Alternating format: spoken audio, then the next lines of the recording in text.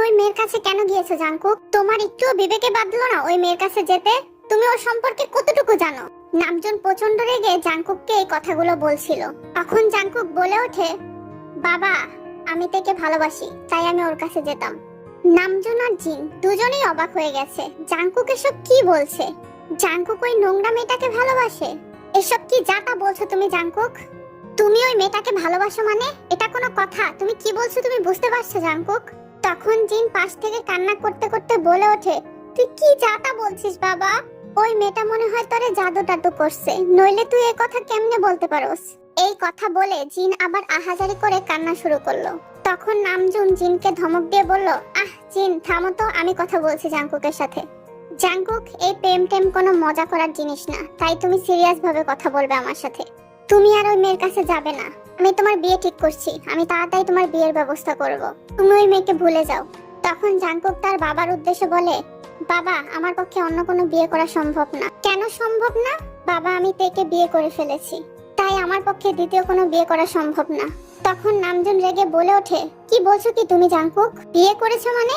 বিয়ে কি কোনো ছেলে খেলা নাকি? যাকে মন চাইবে তাকে বিয়ে করে ফেলবে? তুমি আমাদের পরিবারের মান সম্মানের কথা একবারও চিন্তা করলে না? তখন জাংকুক আবার বলে, বাবা আমি তাকে ভালোবাসি, তাই আমি তাকে বিয়ে করেছি। তখন নামজুন বলে ওঠে, জাংকুক তুমি তাকে ভুলে যাও, আমি তোমার আবার বিয়ের ব্যবস্থা করছি। বাবা আমার পক্ষে তাকে ভুলে যাওয়া সম্ভব না, তুমি বুঝতে পারছো না কেন? আমাদের পক্ষেও তাকে মেনে নেওয়া সম্ভব না, আমাদের পরিবারের একটা মান সম্মান আছে। জাংকুক যেহেতু তুমি আমার কথা শুনছো না, তাই আমি তোমাকে জোর করতে বাধ্য হলাম। ওই তোরা সবাই জাংকুককে নিয়ে রুমে আটকে রাখ, বিয়ের আগে যেন ওর রুমের দরজা না খুলে। জাংকুক ভালো করে শুনে রাখো, তোমাকে আয়ুকেই বিয়ে করতে হবে। বাবা তুমি আমার কথা বোঝার চেষ্টা করো, আমি তাকে ছাড়া থাকতে পারবো না। কিন্তু কেউই জাংকুকের কথা কানে নেয় না, তারা জাংকুককে নিয়ে একটা রুমের মধ্যে আটকে রাখে। আয়ু হলো নামজুনের বোনের মেয়ে। মেয়েটা ভীষণ মিষ্টি দেখতে। আয়ু জাংকুককে ভীষণ পছন্দ করে বললে ভুল হবে, আয়ু জাংকুককে ভালোবাসে। নামজুন আয়ুর সাথে জাংকুকের বিয়ে অনেক আগে থেকেই ঠিক করে রেখেছিল। নামজুন ভেবেছিল জাংকুকের পড়াশোনা শেষ হলে সে আয়ুর সাথে জাংকুকের বিয়েটা দিয়ে দেবে, কিন্তু মাঝখানে জাংকুক এরকম একটা কাণ্ড করায় নামজুন তাড়াতাড়ি করে আয়ুর সাথে জাংকুকের বিয়েটা দিয়ে ফেলতে চাইছে। যখন আয়ু জানতে পারে জাংকুকের সাথে তার বিয়ে ঠিক হয়েছে, তখন আয়ু ভীষণ খুশি হয়, কারণ আয়ু নিজের ভালোবাসার মানুষটিকে নিজের করে পেতে যাচ্ছে। অন্যদিকে জাংকুক কিছুতেই আয়ুকে বিয়ে করবে না, সে আয়ুকে বোনের চোখে দেখে। তাই জাংকুক ওই রুম থেকে পালানোর চেষ্টা করে, কিন্তু সে দুর্ভাগ্যক্রমে ধরা পড়ে যায়। জাংকুক তোমার কত বড় স্পর্ধা, তুমি ওই রুম থেকে আবার বের হওয়ার সাহস দেখিয়েছো? নামজুন রাগে জাংকুকের উদ্দেশ্যে গর্জন করে ওঠে, বাবা তুমি যেটা করছো সেটা ঠিক নয়, কারণ তুমি জানো আমি বিবাহিত, আর তুমি কিনা একটা বিবাহিত ছেলেকে আবার বিয়ে দিতে চাচ্ছ। তোমার বিয়ে আমরা মানি না, তাই এই বিয়ের কোনো মূল্য আমাদের কাছে নেই। তাই আমরা আয়ের সাথে তোমার বিয়ে ঠিক করেছি, চুপচাপ বিয়ে করে নেবে। জাংকুক তখন বলে ওঠে, বাবা তোমার যা ইচ্ছা তাই তুমি করতে পারো, কিন্তু আমি কিছুতে এই বিয়ে করব না, আমি তেকে ভীষণ ভালোবাসি। তখন নামজুন জিনকে উদ্দেশ্য করে বলে, জিন তোমার ছেলেকে তুমি বোঝাও, আমি কিন্তু বারবার এক কথা বলবো না। এই কথা বলে নামজুন সেখান থেকে চলে যায়। নামজুন চলে যাওয়ার পর জিন এসে জাংকুকের সামনে দাঁড়ায়। এখন জাংকুক ভাবে জিনকে বোঝালে জিন যদি তার কথা বোঝে, তাই সে জিনকে কিছু বলতে নেবে তার আগে জিন এমন একটা কাজ করে বসে, সেটা জাংকুক কল্পনাও করতে পারেনি। কারণ জিন জাংকুকের হাত নিয়ে নিজের মাথায় রেখেছে, যদি তুই এই বিয়ে না করিস তাহলে তুই আমার মরা মুখ দেখবি, তোকে আমার দিব্যি রইলো, তুই এই বিয়েটা করবি। জিন এই কথা বলে সেখান থেকে চলে যায়। আর জাংকুক সে তো স্ট্যাচু হয়ে দাঁড়িয়ে রয়েছে। কেউ জাংকুককে বুঝলো না, জাংকুকের মাও জাংকুককে বুঝলো না, তাই জাংকুক সেখানে দাঁড়িয়ে চিৎকার করে কান্না করতে থাকে। অন্যদিকে তে জানতে পেরেছে যে জাংকুকের বিয়ে ঠিক হয়েছে। অবশ্য জিমিনি তাকে এই কথা জানিয়েছে। এই কথা শোনার পর থেকে তের ভীষণ কষ্ট হচ্ছে। কেউ তো তাকে মেনে নেবে না, এটা তো স্বাভাবিকই ছিল, তবুও কেন তের এত কষ্ট হচ্ছে সে সেটা ভেবেই পাচ্ছে না। এর জীবনে আরেকটা দুঃখের বিষয় হলো সে জানতে পেরেছে সে 1 মাসের গর্ভবতী। সে কি করবে এই বাচ্চাটাকে নিয়ে? এই বাচ্চাটাকে তো সে তার মতো একটা জীবন দিতে পারে না। তাই তে চিন্তা করেছে যত প্রতিকূল পরিস্থিতি তৈরি হোক সে কখনো তার বাচ্চাকে ছেড়ে যাবে না। তাই তে নিজের পেটে হাত বুলাতে বুলাতে সন্তানকে বলছে, তুই চিন্তা করিস না, দুনিয়া তোর বিপরীতে থাকুক, তারপর আমি তোর সাথে থাকবো। তে আবার ভাবছে, আচ্ছা বিয়ের পর জাংকুক কি তাকে একবারও মনে করবে, একবারও কি খবর নিবে? তে আবার নিজের চিন্তা ভাবনাতেই হাসে, তার খবর নিবে কেন, সে তো নতুন বউকে ভালোবাসবে। আজ জাংকুকের বিয়ে। জাংকুক সুন্দর করে বর্ষে যে টুপোর মাথায় দিয়ে স্টেজে বসে রয়েছে। তার তার মনে কোনো অনুভূতি নেই, সে অনুভূতিহীনদের মতো বসে রয়েছে। জাংকুকের বুকটা ফেটে যাচ্ছে কারণ সে তার তেকে ঠকাচ্ছে। তার যে আর কিছু করার নেই, জিন যে তাকে কসম দিয়েছে। কিছুক্ষণ পর আয়ুকে সাজিয়ে গুজিয়ে এনে জাংকুকের পাশে বসানো হয়। অন্যদিকে নামজন লোক পাঠিয়েছে তেকে এই এলাকা ছাড়া করার জন্য, কারণ তিনি জানেন জাংকুকের বিয়ের পর হয়তো জাংকুক আবার তের কাছে ফিরে যেতে চাইবে। তে ঘরের দরজার সামনেই বসেছিল, সে জানে আজ জাংকুকের আয়ুর সাথে বিয়ে। তখনই তে দেখতে পায় তার দরজার সামনে অনেকগুলো মানুষ দাঁড়িয়ে রয়েছে। তে তখন ভয়ে ভয়ে জিজ্ঞাসা করে, কে আপনারা, কি চাই? তখন তাদের মধ্যে একটা লোক বলে ওঠে, এই চরিত্রহীনা মেয়েটা এই গ্রামে থাকতে পারবে না, ওকে এখান থেকে বের করে দাও। আর লোকগুলো তের দিকে পাথর ছুটতে থাকে। তে তাদের অনেক বোঝানোর চেষ্টা করে যে সে কিছু করেনি, কিন্তু লোকগুলো কিছু বুঝতেই চায় না। তেকে টেনে হিসড়ে গ্রাম থেকে বের করে দেয়। তেকে অনেক মারধরও করেছে তারা। দেখতে দেখতে 2 বছর কেটে গিয়েছে। বদলে গেছে অনেক কিছু, হয়তো কোনোটা ভালোর জন্য, আবার কোনোটা খারাপের জন্য। জাংকুক আর আয়ু একসাথে গাড়ি করে বাড়ি ফিরছে। রাস্তায় ভীষণ জ্যাম থাকার কারণে গাড়িটা এক জায়গায় আটকে আছে। হঠাৎ করে জ্যামের মধ্যে জাংকুকের জানলার কাছে কেউ নক করে। জাংকুক কাছ নামিয়ে দেখতে পায় একটা ছোট পিচ্চি আর এক পিচ্চিকে কোলে নিয়ে দাঁড়িয়ে রয়েছে। বড় পিচ্চিটার বয়স বড়জোর 10 বছর হবে। আসলে মেয়েটা তার কাছে মালা বিক্রি করতে এসেছে।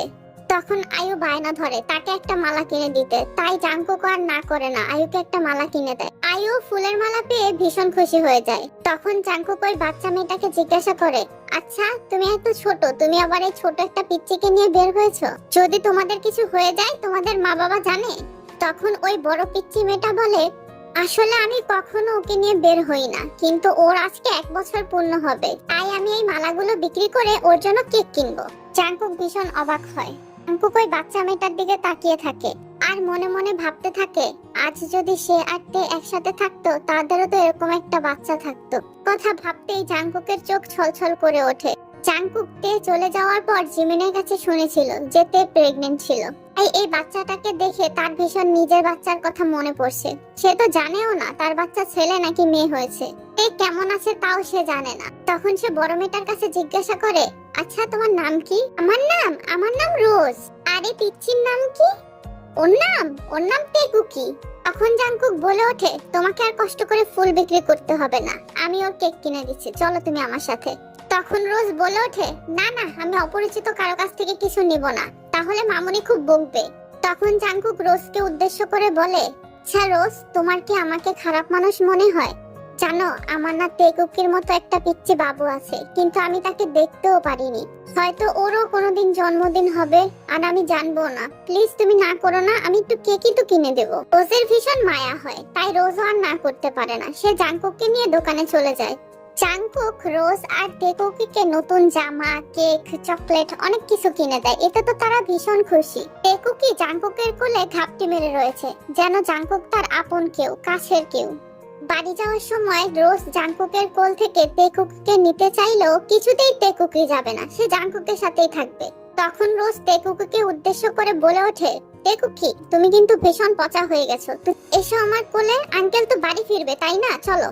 বাচ্চা মেয়েটা কি বুঝে কে জানে, সে কিছুতেই জাংকুককে ছাড়বে না, সে জাংকুকের কোলেই থাকবে। তখন জাংকুক রোজকে উদ্দেশ্য করে বলে ওঠে, আচ্ছা সমস্যা নেই, আমি তোমাদের বাড়ি দিয়ে আসছি, চলো আমার সাথে। তখন রোজও আর না করে না, জাংকুককে নিয়ে নিজেদের বাড়িতে চলে যায়। রোজ বাড়ি গিয়ে তার মামুনিকে ডাকতে থাকে, মামুনি, ও মামুনি, তাড়াতাড়ি বাইরে আসো, দেখো তো কারে নিয়ে আসছি। তখন রোজের মা বাইরে চলে আসে। ওই তুই এরকম চিল্লাস কেন, কি হয়েছে বল তাড়াতাড়ি। আরে মা তুমি রাগ করো কেন, দেখো না কারে নিয়ে আইছি, তাড়াতাড়ি মামুনিরে আসতে বলো। রোজের মা যিশু দেখে কোনো এক সুদর্শন যুবক দাঁড়িয়ে রয়েছে, দেখেই বোঝা যাচ্ছে বড়লোক ভীষণ।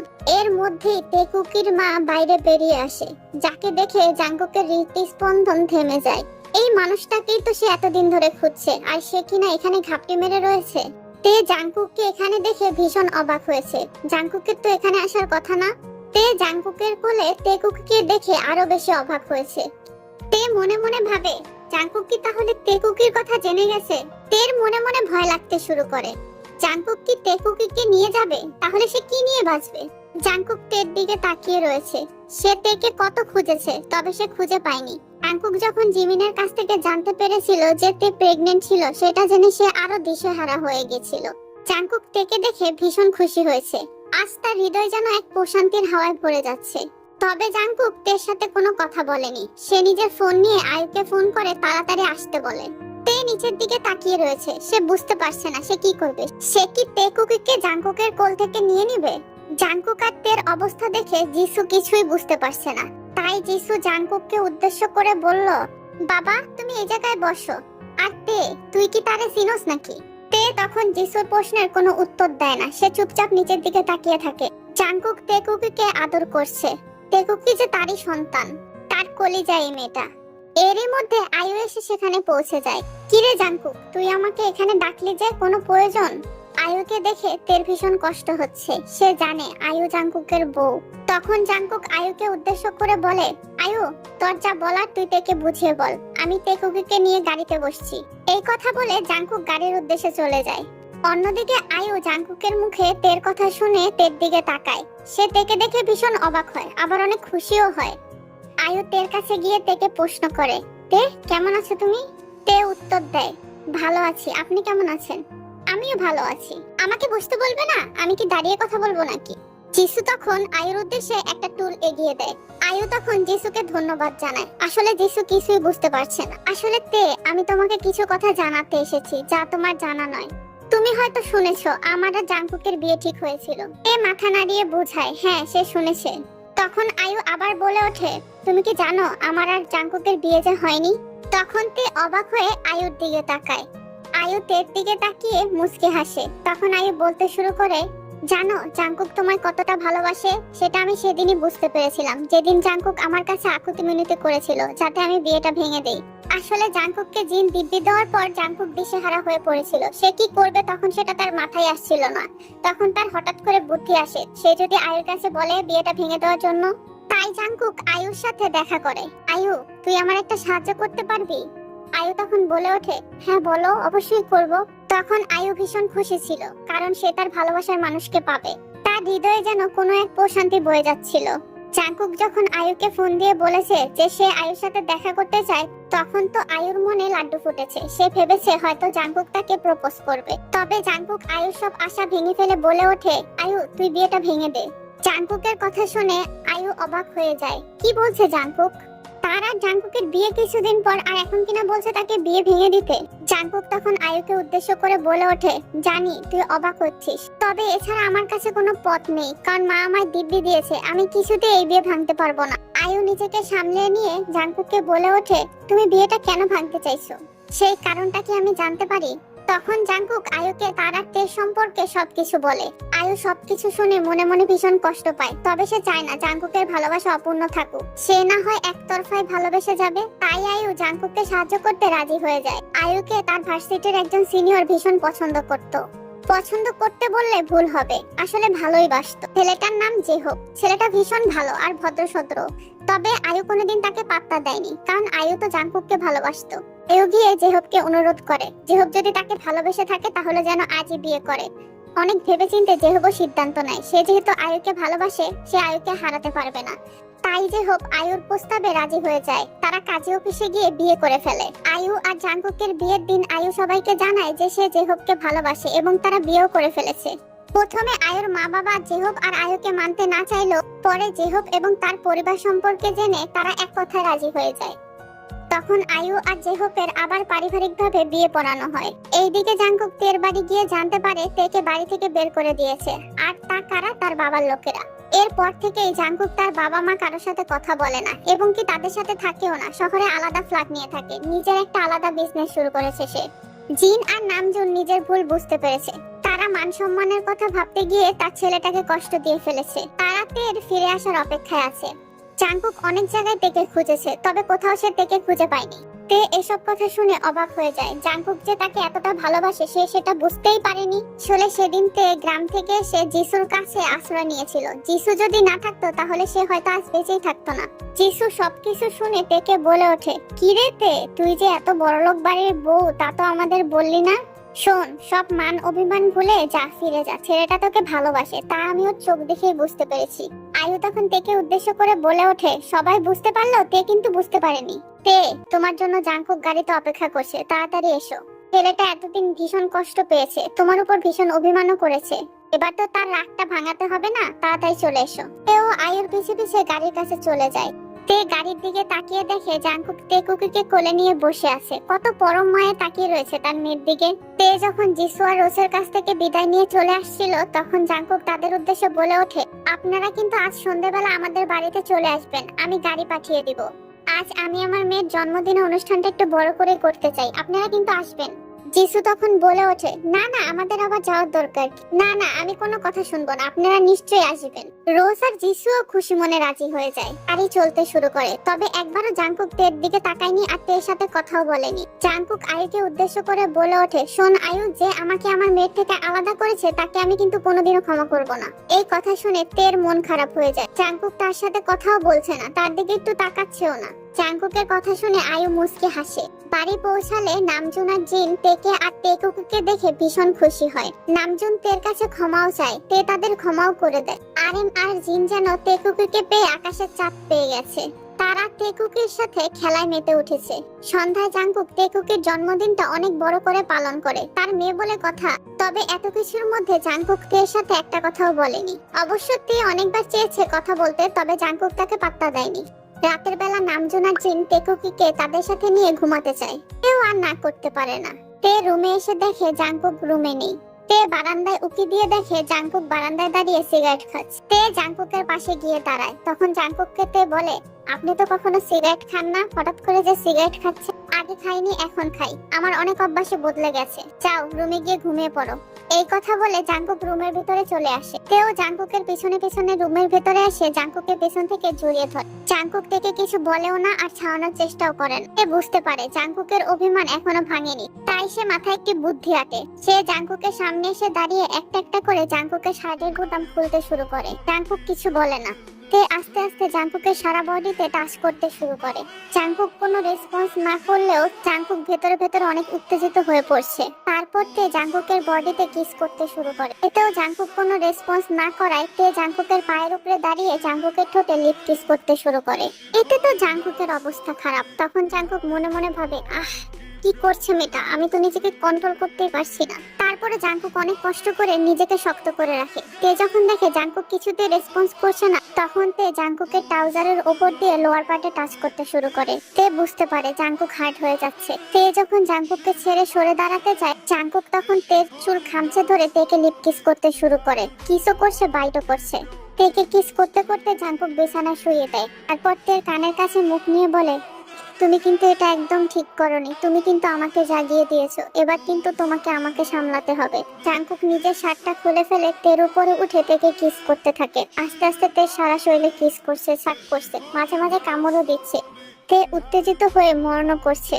আস্তে আস্তে জাংকুক তার আর তের মধ্যে সকল আবরণ সরিয়ে ফেলেছে। জাংকুক তের নগ্ন শরীরে চুমু খাচ্ছে। এর প্রতিটা মন জাংকুককে আরো উত্তেজিত করার জন্য যথেষ্ট। Your body taste is so sweet, I like it. জাংকুকের পর নিজের মুখ তের মুখের সামনে এনে তেকে কিস করতে থাকে। তখন তে নিজের শরীরে হার্ট কিছু অনুভব করে। আস্তে আস্তে জাংকুক তের সাথে ইন্টিমেট হয়ে যায়। তে you are so sexy. Jungkook please আস্তে করো, আমি প্রচন্ড ব্যথা পাচ্ছি। প্লিজ তে বাধা দিও না। জাংকুক তের সাথে ততক্ষণ পর্যন্ত ইন্টিমেট হয়েছে যতক্ষণ পর্যন্ত না সে স্যাটিসফাইড হয়েছে। এখন তে জাংকুকের বুকে মাথা দিয়ে শুয়ে রয়েছে আর জাংকুক তের চুলে হাত বুলিয়ে দিচ্ছে। আচ্ছা জান, বেশি ব্যথা করছে কি? না, আমি ঠিক আছি। বলো, তুমি আমায় মাফ করেছো জাংকুক? আমি তোমাকে তখনই মাফ করে দিয়েছি যখন আমি তেকুককে দেখেছি। শেষ করে জাংকুক, আমি ভেবেছিলাম তুমি বিয়ে করে নিয়েছো। থাক ওসব কথা, আর কখনো আমাকে ছেড়ে যাবে না, সেটা কথা দাও। হ্যাঁ, আমি তোমাকে ছেড়ে আর কোনোদিন কোথাও যাব না। তখন জাংকুক তেকে বলে, তুমি যেতে চাইলেও আমি তোমাকে যেতে দিব না। তোমাকে প্রচন্ড ধন্যবাদ, কারণ তুমি আমাকে তেকুকের মতো একটা মেয়ে দিয়েছো। তখন তে জাংকুককে বলে ওঠে, জানো জাংকুক, আমি কোনোদিন ভাবতে পারিনি আমার একটা পরিবার হবে। দেখো, তোমার জন্য আমি সবকিছুই পেলাম, আজ আমার নিজেকে পরিপূর্ণ মনে হচ্ছে। তখন জাংকুক তের উদ্দেশ্যে বলে ওঠে, তুমি তো পরিপূর্ণ হয়ে গেলে, এবার আমাকে একটু পরিপূর্ণ করে দাও। তখন তে অবাক হয়ে বলে, তোমাকে আবার কিসের পরিপূর্ণ করব? তখন জাংকুক তেকে বলে, আই নিড ইউ তে। না না, কিসের নিড ইউ? এই মাত্র না করলে এখন আর করতে পারবো না। তোমার কিছু করতে হবে না তে, যা করার আমি করব, তুমি শুধু শুয়ে থেকো। তে না না করলেও জাংকুক তের কথা শোনেনি, সে তার কাজ করেছেই। এভাবেই সবার জীবন সুখে শান্তিতে কাটুক। আমি নতুন ইউটিউব চ্যানেল খুলেছি, তাই প্লিজ সবাই আমাকে সাপোর্ট করো, বেশি বেশি করে লাইক এন্ড কমেন্ট করো, তাহলে আমি ভিডিও বানানোর উৎসাহ পাবো। আশা করি পরবর্তীতে তোমাদের আরো ভালো গল্প উপহার দিতে পারবো। গল্পটা ভালো লাগলে সবাই সাবস্ক্রাইব করে দিও।